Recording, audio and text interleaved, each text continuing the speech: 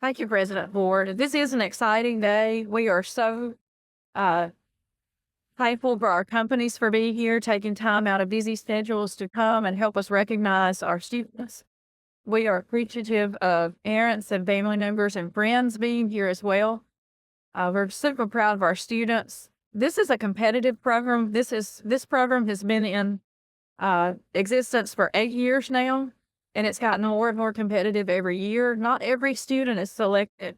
So students, be proud of yourselves and this wonderful opportunity that's being placed before you. And parents, I hope you're proud as well. We want to take time to recognize each student, each company, and students, if you'll come forward as I call your names, multiple students at companies, if you'll all come together at once, we'll do one at a time and then a group photo. And as you come forward, we'll sign at the table and then take a photo. So the 2025 Tiger Apprenticeship class.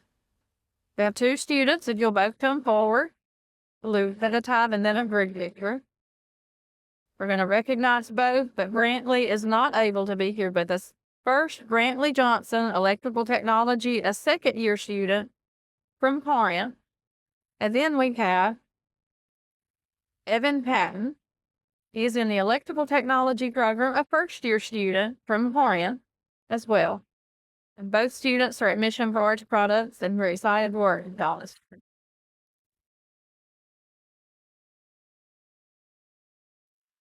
I'd like to point out that this is a wonderful partnership we have with Accelerate Mississippi, providing the funding for this program. Also with Three Rivers Planning and Development District, they help us with this program as well. We couldn't do the program without Accelerate and Three Rivers helping us along the way. It's a great opportunity. Again, we're in our 8th year. We're just super proud of our students. We're especially thankful for our companies for investing in Northeast, our programs, and our students.